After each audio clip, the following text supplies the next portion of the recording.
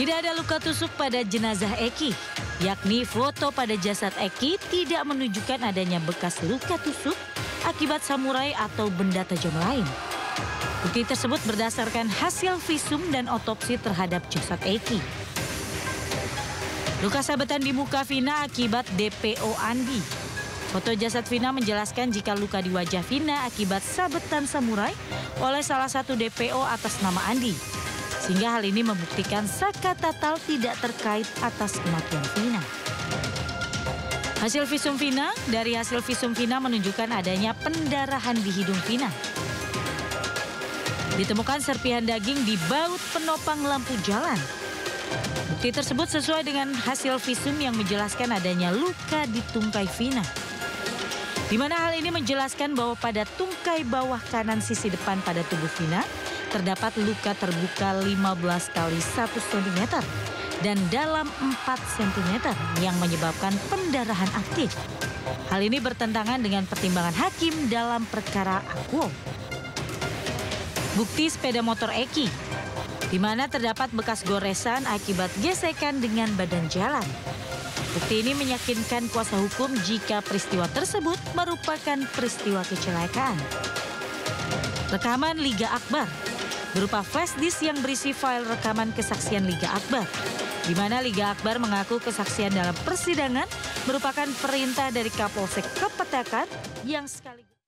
Artinya ketika saudara membuat berita acara itu, apa yang saudara katakan dari kebohongan itu? Kan kalau misalnya saudara tidak ada di situ, berarti tidak ada cerita apa-apa, ya? Ya, betul, Pak. Pada kenyataannya saudara ceritakan bahwa ada kejar-kejaran. Ya.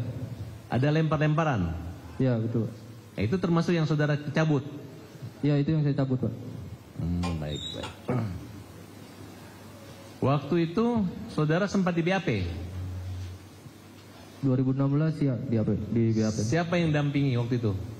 Tidak ada sama sekali, Pak. Siapa yang mengarahkan isi BAP-nya waktu itu? Sehingga ada cerita bahwa ada kejar-kejaran dan lempar-lemparan. Penyidik, Pak. Penyidiknya namanya siapa? Saya lupa. Ada Rudiana waktu itu? Oh, seingat saya tidak bertemu Pak Rudiana di situ, tapi ada teman saya 2 itu dia bertemu katanya. Intinya itu arahan Rudiana? Tidak tahu saya, Pak. Ya, maksud Anda, saudara mau mengatakan bahwa ada peristiwa yang tidak sebenarnya terjadi yang Anda alami dan tidak Anda ketahui, kenapa bisa ada tulisan seperti itu di berita acara itu? Awalnya kan saya nggak tahu nih isi BAP para saksi nih, Pak. Terus saya dijemput di rumah, tiba-tiba saya diperiksa di kantor. Oh iya aja gitu? Saya menolak, Pak. Oh, menolak. Tapi menolak. Kenapa faktanya ada di tulisan tersebut ataupun di pengadilan? Tetap dipaksa. Dia bilang katanya, ini nggak usah bohong, kamu ada di situ katanya. Ada ancaman? Ancaman atau teror atau intimidasi? Hanya bilang begitu saja sih, Pak. Berarti kamu dalam keadaan terancam dan ketakutan begitu? Pasti, Pak. Apa yang membuat moral atau hati kamu sehingga kamu punya niat untuk berkata jujur? Saya tidak mau fitnah, Pak. Pasti dosa besar itu, Pak. Setelah 8 tahun kamu menyembunyikan fakta itu, berbohong, kemudian menyadari bahwa itu adalah fitnah? Pasti, Pak. Kamu nggak tahu bahwa resiko kamu melakukan itu ada resiko ancaman pidananya? Tidak tahu, Pak. Kamu pernah melihat Saka Tatal waktu dipukul? Iya. Di berapa kali Saka Tatal mengalami penyiksaan? Banyak, banyak. Apa yang disampaikan? Dampak dari pemukulan itu harus mengakui atau apa? Harus mengakui, Pak. Padahal itu nggak tahu. Eka Sandi dipukul juga? Dipukul. Kan sampai remek, Pak, sampai jual jalan aja nggak bisa aja, Pak. Sampai mau masuk ke penjara aja kan sampai pada ngesot, Pak, itu tuh. Udah darah semua, Pak. Udah nggak pada gimana ya, pada nggak kuat lah. Kayak udah binatang bisa tuh, saya tuh udah nyampe sana tuh, Pak. Udah mau nyampe penjara aja saya udah dipukulin sama gembok. Baru mau masuk itu. Habis pukulin gembok saya dinumin air kencing. 1 gelas gede, semuanya harus minum. Habis minum air kencing itu ada polisi yang bawa sendal Heger semua ditabokin. Ya akhirnya sampai remuk Pak. Ada ancaman kekerasan atau akan dibunuh atau? Ada, masih mending ditembak mati semua aja daripada kamu pada hidup. Ada polisi yang ngomong kayak gitu. Siapa yang paling jahat? Ya itu namanya, ada namanya kenal saya, orang dua itu Pak. Namanya Aris Papua sama Gugun. Aris Papua sama Gugun itu paling kejam, itu yang ngebahas sama saya, itu yang ngedrum saya Pak. Itu orangnya. Akhirnya saya tuh masuk penjara itu sampai kayak di neraka Pak. Saya udah ngerasain kayak di neraka satu. Bener-bener sampai gak bisa pulang tuh, bener-bener sama penjara itu jam 9.05. Saya mau pulang aja belum ada sekali, udah ngesot Pak.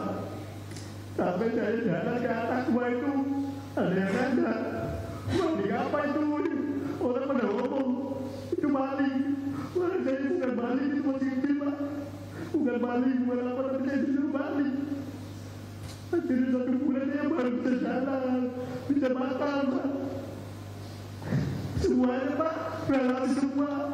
Apalagi di dalam, saya nggak ada fotonya, di dalam ada fotonya. Dibilangnya bahwa saya nggak ngerasain sendiri, sakit Pak. Dulu saya nggak boleh Pak, bukan orang muda. Tadi yang udah tahu, bilang apa. Ya dulu.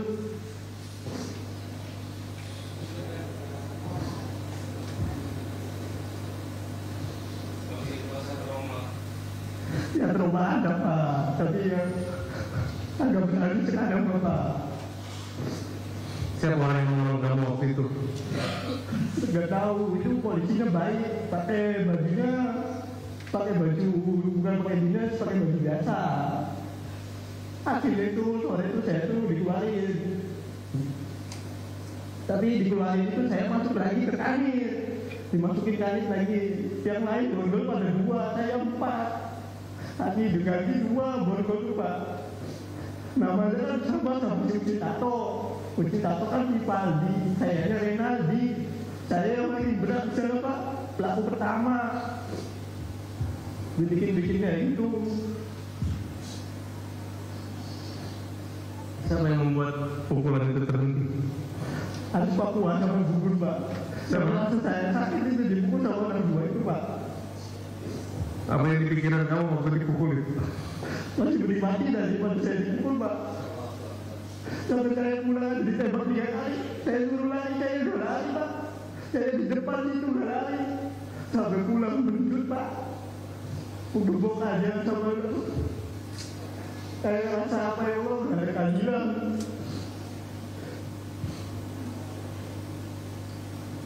Ibu kamu, ayah ibu kamu tahu kejadian? Tahu Pak. Menggana tahu, karena saya tahu bapak saya juga di situ nggak bisa apa-apa, lihat saya benar. Kamu lihat disiksa? Disiksa Pak, semua disiksa. Namanya rambut juga dibakar Pak. Apa upaya kamu untuk membantu mereka lepas dari masalah itu? Ya, maunya yang semua itu pulang Pak. Itu orang nggak tahu, orang macam yang buat tumbal, orang baik itu semuanya Pak. Bukan orang yang kata orang pembunuh lah apa lah, tapi saya tahu itu orang baik semua Pak. Kamu percaya kata tetap boleh disiksa ya sebelum air kencing? Iya saya juga di situ Pak. Saya di situ sama disiksa Pak. Minum air kencing? Saya minum 1 gelas, karena 1 gelas semuanya 1 gelas Pak. Semuanya 1 gelas. Kamu masih ingat siapa orang yang melakukan itu? Ya kalau dibawa ke situ saya ingat. Tapi kalau ini mah nggak ingat namanya di depan. Tapi saya semuanya masih hafal satu kepalanya mukanya. Tapi ingat saya Pak. Ada yang ngecam kamu akan dibunuh? Ada pas lagi sidang bulan tahun berapa itu saya dipanggil sini 1 kali Pak. Dia dari luar dia bilang ngomong, kalau ngomong yang nggak jelas saya tembak mati. Tapi saya mau dia tembak mati, saya ngomong jujur di sini Pak. Tapi akhirnya si polisi itu nggak ada juga. Kamu yakin kakak kamu nggak bersalah? Yakin Pak, Kamu yakin kakak nggak bersalah? yakin Pak, Kamu sehat sekarang? sehat Pak. Kamu bekerja? Artinya nggak ada kan tumpah-tumpahan darah pun sedikit pun di situ nggak ada. Karena Vina waktu itu masih umur berapa, muda ya, harusnya lebih banyak. Kalau muda kan keluar darahnya lebih Karena banyak. itu rahasia pribadi wanita. Kalau Butin jadi Hanya Bu Titin yang melihat. Saya pun melihat tutup mata ya. Tapi diam-diam dilihat. ya. Oke, terima kasih. Lu kan pada saat bagus kamera lu fotoin gua biar ada kenang-kenangan gua di dalam. Kita nggak boleh moto di situ. Bu Titin, Bu kuasa hukum jadi halal.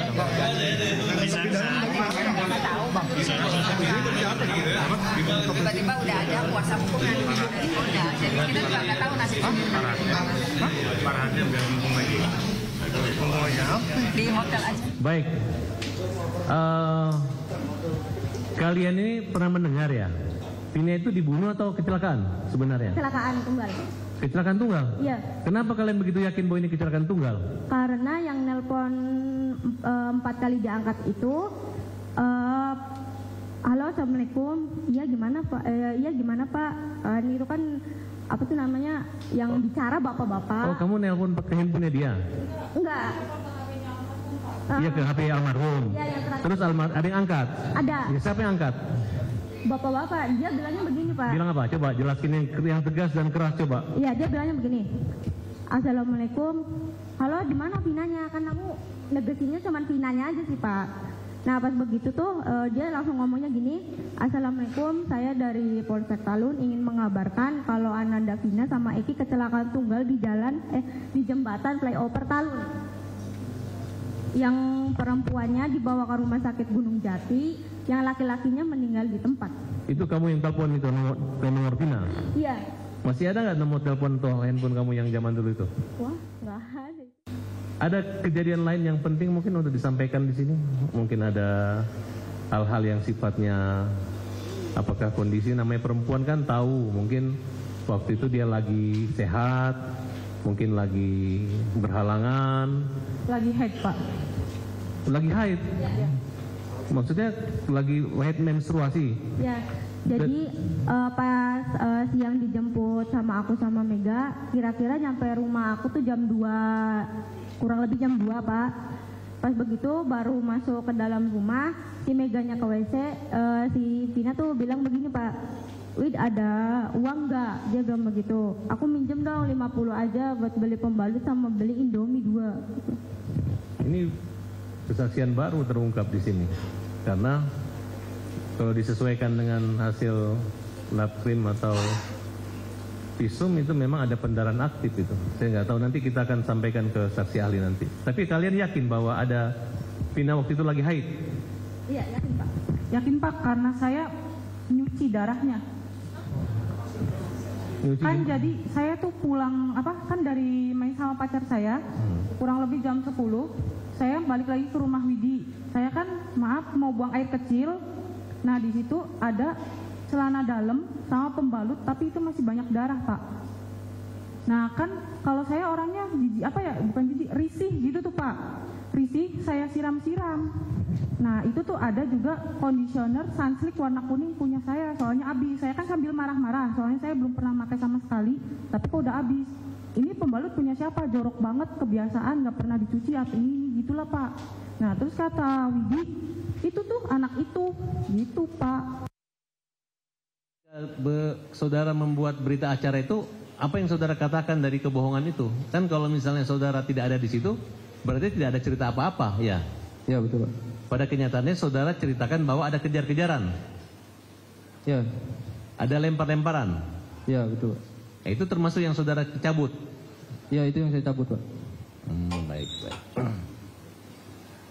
Waktu itu saudara sempat di BAP.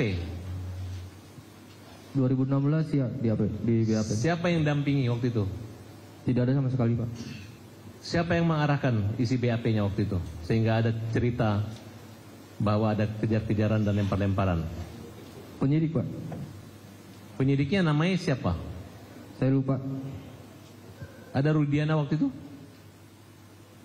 Oh, seingat saya tidak bertemu Pak Rudiana di situ, tapi ada teman saya 2 itu dia bertemu katanya. Intinya itu arahan Rudiana. Tidak tahu saya, Pak. Ya, maksud Anda, saudara mau mengatakan bahwa ada peristiwa yang tidak sebenarnya terjadi yang Anda alami dan tidak Anda ketahui, kenapa bisa ada tulisan seperti itu di berita acara itu? Awalnya kan saya nggak tahu nih isi BAP para saksi nih, Pak. Terus saya dijemput di rumah, tiba-tiba saya diperiksa di kantor. Oh iya aja gitu? Saya menolak, Pak. Oh, menolak. Tapi kenapa faktanya ada di tulisan tersebut ataupun di pengadilan? Tetap dipaksa. Dia bilang katanya, ini nggak usah bohong, kamu ada di situ katanya.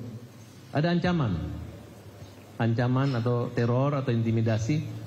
Hanya bilang begitu saja sih, Pak. Berarti kamu dalam keadaan terancam dan ketakutan begitu? Pasti, Pak. Apa yang membuat moral atau hati kamu sehingga kamu punya niat untuk berkata jujur? Saya tidak mau fitnah, Pak. Pasti dosa besar itu, Pak. Setelah 8 tahun kamu menyembunyikan fakta itu, berbohong, kemudian menyadari bahwa itu adalah fitnah. Pasti, Pak. Kamu nggak tahu bahwa resiko kamu melakukan itu ada resiko ancaman pidananya? Tidak tahu, Pak. Kamu pernah melihat Saka Tatal waktu dipukul? Iya. Di berapa kali Saka Tatal mengalami penyiksaan? Banyak, banyak. Apa yang disampaikan? Dampak dari pemukulan itu harus mengakui atau apa? Harus mengakui, Pak. Padahal itu nggak tahu. Eka Sandi dipukul juga? Dipukul. Kan sampai remek, Pak, sampai jual jalan aja nggak bisa aja, Pak. Sampai mau masuk ke penjara aja kan sampai pada ngesot, Pak, itu tuh. Udah darah semua, Pak. Udah nggak pada gimana ya, pada nggak kuat lah. Kayak udah binatang bisa tuh, saya tuh udah nyampe sana tuh, Pak. Udah mau nyampe penjara aja saya udah dipukulin sama gembok. Baru mau masuk itu. Habis pukulin gembok saya dinumin air kencing. 1 gelas gede, semuanya harus minum. Habis minum air kencing itu ada polisi yang bawa sendal Heger, semua ditabokin. Ya akhirnya sampai remuk, Pak. Ada ancaman kekerasan atau akan dibunuh atau? Ada, masih mending ditembak mati semua aja daripada kamu pada hidup. Ada polisi yang ngomong kayak gitu. Siapa yang paling jahat? Ya itu namanya, ada namanya kenal saya, orang 2 itu, Pak. Namanya Aris Papua sama Gugun. Aris Papua sama Gugun itu paling kejam, itu yang ngebalsem saya, itu yang ngedrum saya, Pak. Itu orangnya. Rudiana? Akhirnya saya tuh masuk penjara itu sampai kayak di neraka, Pak. Saya udah ngerasain kayak di neraka 1. Bener-bener sampai gak bisa pulang tuh, bener-bener sama penjara itu udah bisa kali, Pak. Saya mau pulang aja belum ada kali udah ngesot, Pak. Sampai saya jalan ke atas gua itu ada yang ada. Maling apa itu? Orang pada ngomong itu maling. Orang saya bukan maling, itu positif, Pak. Bukan maling, bukan apa, tapi saya disuruh maling. Akhirnya 1 bulan saya baru bisa jalan, bisa makan, Pak. Semuanya, Pak, relasi semua. Apalagi di dalam, saya tidak ada fotonya, yang di dalam ada fotonya. Dibilangnya bahwa saya yang ngerasain sendiri, sakit, Pak. Dulu saya yang bangga, Pak, bukan orang muda. Tadi yang udah tahu, bilang apa.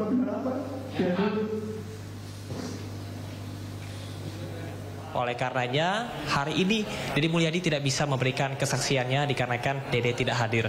Kemudian tadi kalau kita merunut dari apa yang telah disampaikan oleh para saksi fakta, dimulai dari Georgi Nainggolan, yang mana ini merupakan ex kuasa hukum dari para terpidana kasus Vina dan juga Eki, yang menyebutkan bahwasanya Ibtu Rudiana merupakan motor ataupun juga dalang dari keseluruhan manipulasi yang telah dilakukan ini. Kemudian juga dirinya menyampaikan bahwasanya ketujuh tersangka yang saat ini ditahan bukanlah geng motor seperti yang disebutkan sebelumnya. Sekali lagi Syafa, ini adalah fakta menarik yang baru saja kami temukan bahwasanya ketujuh tersangka ini bukanlah geng motor ataupun juga tergabung ke dalam geng motor seperti yang beredar sampai dengan saat ini. Kemudian yang kedua adalah Liga Akbar. Liga Akbar ini merupakan saksi kunci yang sudah mencabut BAP, yang mana seperti kita ketahui bahwasanya secara eksklusif dalam program Rakyat Bersuara bersama dengan Imam Wicaksono, Liga Akbar menyebutkan bahwasanya dirinya terpaksa untuk berbohong dan juga BAP yang ia sampaikan adalah sesuatu yang tidak benar, sehingga dirinya baru memberanikan saat ini dikarenakan banyak support dari orang-orang baik, begitu Liga menyebutnya. Dan tadi juga kami sempat berbincang ataupun juga mewawancari langsung Liga Akbar beserta dengan kuasa hukumnya. Liga Akbar siap untuk memberikan keterangan lanjutan apabila diperlukan. Dan selanjutnya adalah Renaldi ataupun juga Aldi. Aldi ini merupakan mamang ataupun juga sepupu dari Saka Tatal, yang mana Aldi ini satu dari sekian orang yang pada saat itu diintimidasi dan juga dilakukan penyiksaan begitu oleh polisi yang saat itu memeriksa, di mana Aldi tetap bersikukuh untuk tetap pada pendiriannya bahwasanya dirinya tidak melakukan hal tersebut. Bahkan kalau kita lihat tadi Syafa dan juga pemirsa bagaimana Aldi ataupun juga Renaldi ini begitu terisak ketika kembali mengulang kejadian pada saat itu, pada saat dirinya disiksa, dipukul, bahkan sampai disetrum untuk dipaksa mengakui hal yang tidak ia lakukan.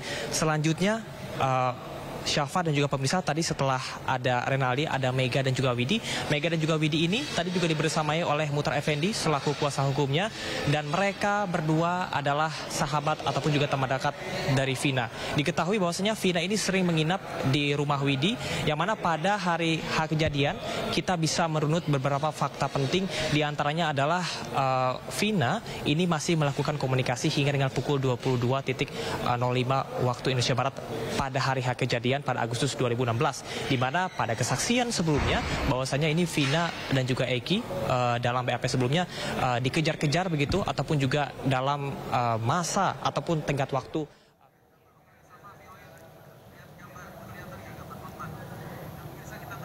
Dan pemirsa, kita akan beralih untuk menyimak konferensi pers yang akan disampaikan oleh Hotman Paris Hutapea terkait perkembangan terkini kasus pembunuhan Vina dan Eki.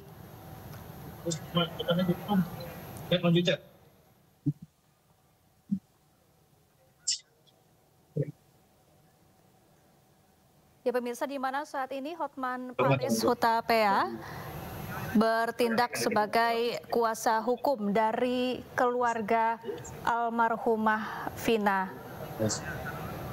Hotman Paris Hutapea akan menyampaikan pandangan terkini terkait perkembangan kasus Vina, termasuk sidang peninjauan kembali yang diajukan oleh mantan terpidana kasus Vina Saka Tatal yang saat ini tengah berlangsung di Pengadilan Negeri Cirebon, Jawa Barat. Yang mau lihat, yang mau foto hasil boleh juga. Foto-foto. Ya.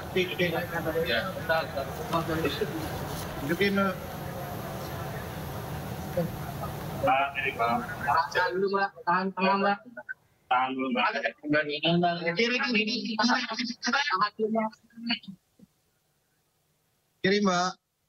Kalem. Tengah. Biar. Mbak, izin tengah sekali lagi, Mbak. Tahan, Mbak. Tahan. Tengah, Mbak.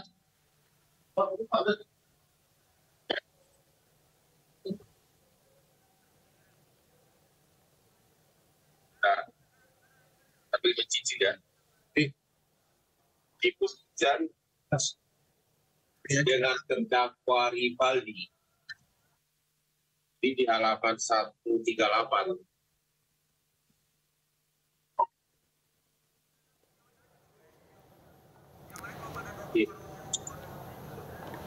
Ya pemirsa, sesaat lagi kita akan menyimak konferensi pers yang akan disampaikan oleh Hotman Paris Hutapea yang saat ini bertindak sebagai kuasa hukum keluarga almarhumah Vina Dewi Arsita,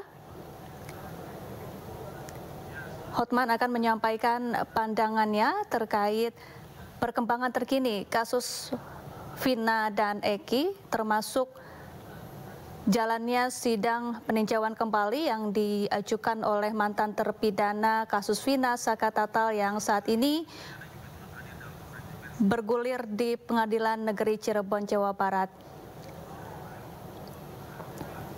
Dikabarkan bahwa ayah Eki, yakni Ibtu Rudiana, akan hadir dalam konferensi pers yang digelar oleh pengacara Hotman Paris Hutapea.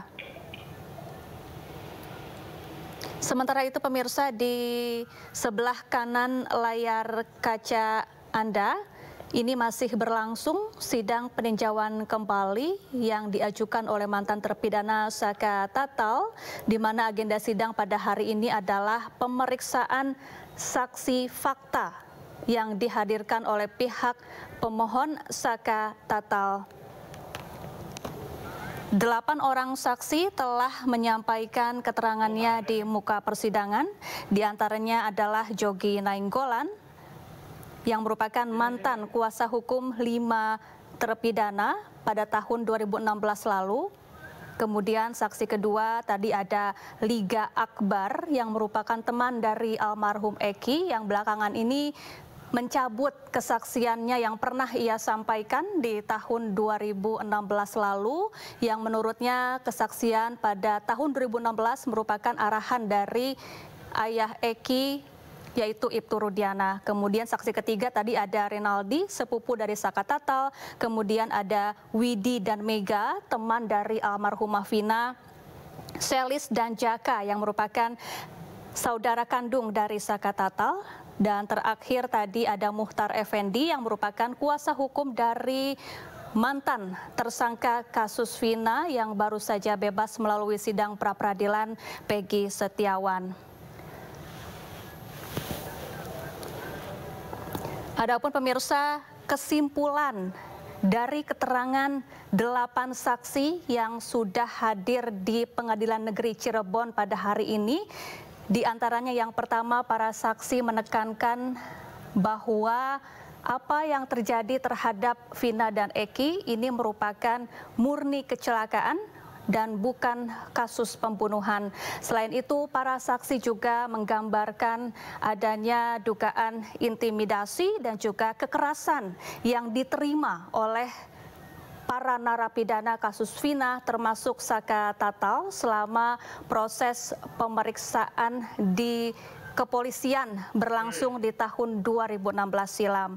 Kemudian selain itu, para saksi juga menyebutkan bahwa Saka Tatal dipaksa untuk mengakui isi BAP saat hadir di persidangan di Pengadilan Negeri Cirebon, Jawa Barat pada tahun 2016.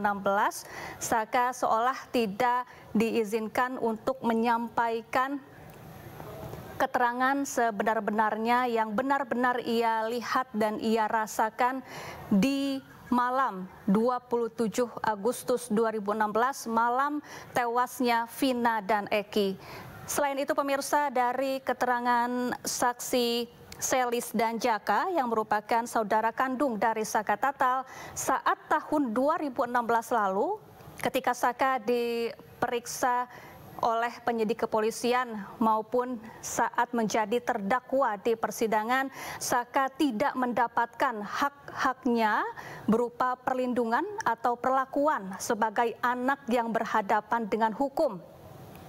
Bahkan saat persidangan tahun 2016 lalu, menurut saudara kandung Saka Tatal yaitu Selis dan Jaka, Saka menjalani persidangan selayaknya terdakwa yang sudah dewasa. Padahal saat itu usia Saka masih di bawah umur. Kemudian untuk saksi terakhir yang tadi memberikan keterangannya di muka persidangan yaitu Muhtar Effendi yang merupakan kuasa hukum dari mantan tersangka kasus Vina Peggy Setiawan. Ini menceritakan jalannya sidang pra-peradilan dan juga proses penangkapan serta pemeriksaan Peggy Setiawan yang menurutnya banyak hal-hal janggal yang dialami oleh Peggy Setiawan, termasuk lemahnya bukti-bukti yang dimiliki oleh penyidik kepolisian saat menangkap Peggy Setiawan yang saat ini telah dibebaskan melalui putusan pra-peradilan di Pengadilan Negeri Bandung, Jawa Barat beberapa waktu lalu.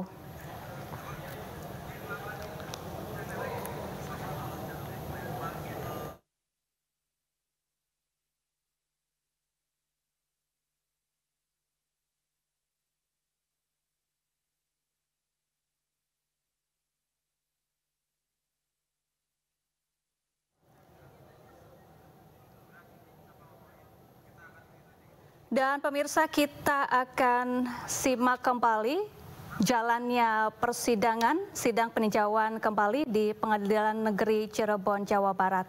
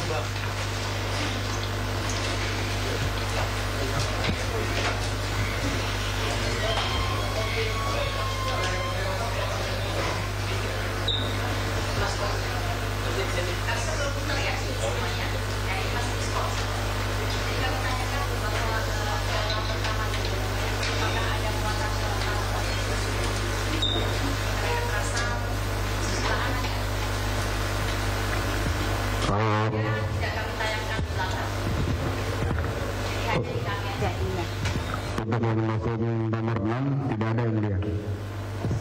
Kalau nomor 7 tidak ada. Sampai ke nomor 10 tidak ada. Hampir seluruh saksi menyatakan bahwa ini adalah kecelakaan. Kemudian kawan-kawannya. Kemudian ada temuan baru, mens. Jadi tidak mungkin orang lagi haid diperkosa. Dan masa memperkosa, memasang lagi pembalutnya lagi, nggak mungkin.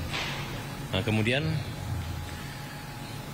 semua saksi-saksi yang hadir pada hari ini mendukung memori PKK ini.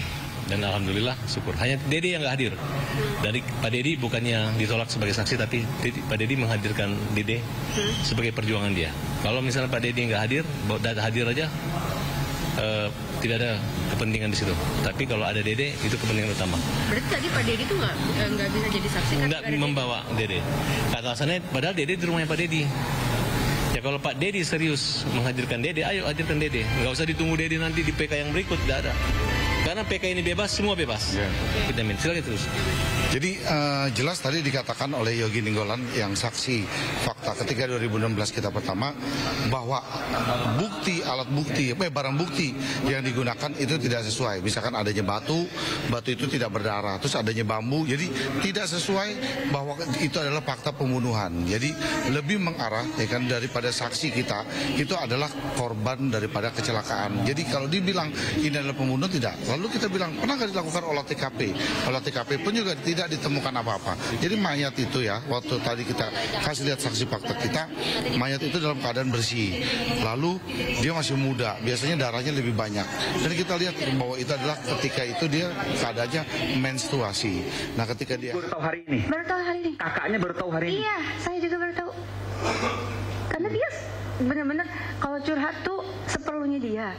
Jadi kalau dia lagi percayanya apa, dia baru curhat. Itu loh.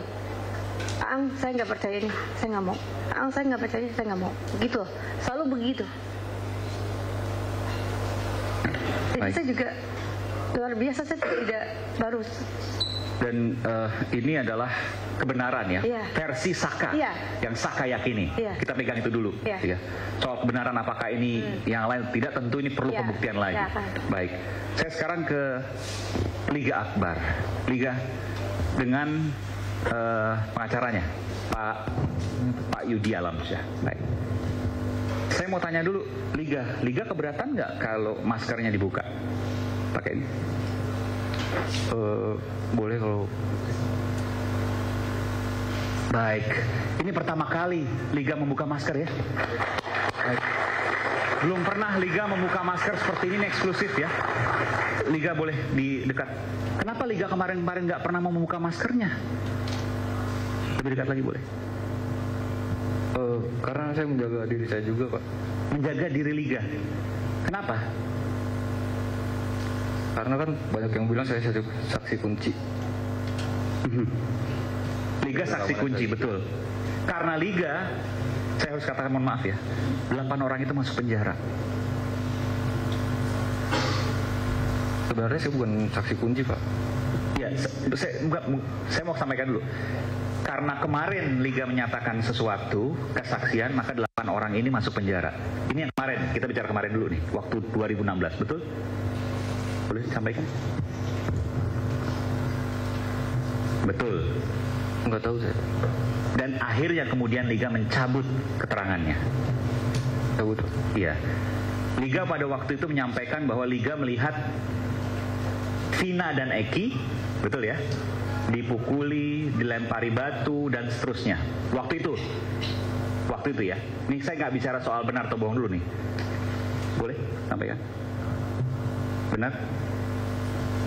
Tidak sama sekali, Pak.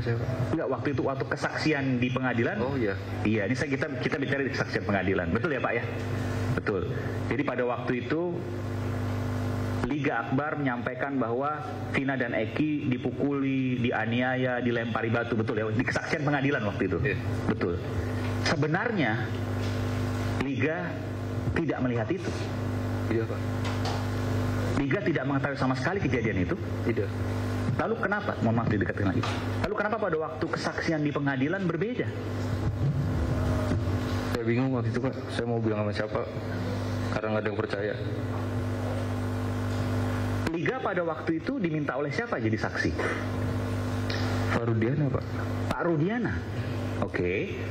Dari mana kemudian Pak Rudiana tahu kalau Liga mengetahui kejadian di TKP tersebut? Sampai sekarang saya belum tahu. Betul, belum tahu. Pada waktu itu kan Pak Rudiana minta Liga. Iya. Betul ya? Pada waktu itu kenapa Liga mau? Karena dimintai keterangan soal almarhum Vina dan Eki yang dipakai, dari helm, keadaan motor, itu saja awalnya yang diminta. Pada waktu kejadian, Liga ada di mana? Ada di warung SMA 4 saya, Pak. Dekat dengan kejadian TKP itu? Agak jauh. Agak jauh? Ya. Kenapa Pak Rudiana memilih Liga? Apa karena kenal atau karena apa waktu itu? Mungkin karena kedekatan saya sama almarhum Eki dulu.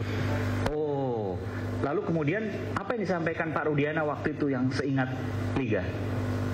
Hanya itu saja, Pak. Diminta tolong. Minta tolong dong. Nggak, bahasanya seperti apa Pak Rudiana waktu itu? Minta tolong buat memperkuat bukti. Iya.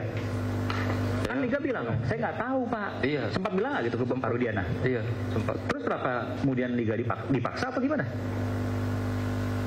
Tiba-tiba saya dijemput, Pak, di rumah. Nah, terus skenario-nya siapa yang ngajarin? Skenario itu saya udah menolak beberapa kali, dibantu sama pemeriksa. Oh, jadi pemeriksa yang ngasih. Oh, ntar kamu ngaku kalau kamu kamu melihat Vina dan Eki dipukulin, dilemparin batu dan seterusnya, begitu? Diajarin data-data itu? Bukan diajarin, dirangkai, Pak. Iya, maksudnya disampaikan, disupply, dipasok ke Liga. Dibantu. Jadi Liga ya diajarin dong bahasanya, betul ya? Nah, ini kita terbuka aja, nggak apa-apa Liga. Betul Mas? Silakan. Boleh nggak? Betul ya, terbuka aja kita ya. Boleh disampaikan? Ya, biar kronologis yang disampaikan dengan Liga ini yang tadinya mungkin tidak benar menjadi benar, karena ini juga kan selama ini menjadi beban untuk Liga Akbar sendiri. Jadi saya lewat Bapak sebentar. Jadi pada waktu itu Liga tidak tahu apa-apa. Lalu kemudian dipanggil Pak Rudiana dan kemudian data-data terkait dengan apa yang harus Liga sampaikan di pengadilan, di BAP sebelumnya itu diajari oleh salah satu polisi waktu itu. Bukan diajari sih Pak, jadi kayak diarahkan saja. Iya, ya diajari maksudnya, diarahkan gitu.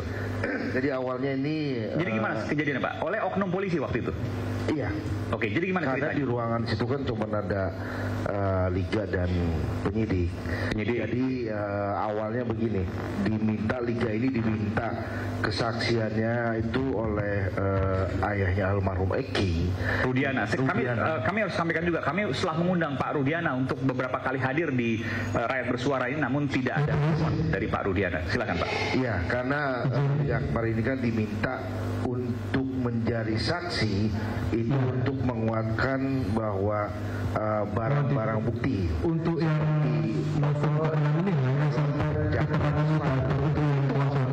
kenapa Rudiana ini minta ke Liga Akbar dan Rudiana pun mengenal dengan Liga karena Liga berapa kali diminta untuk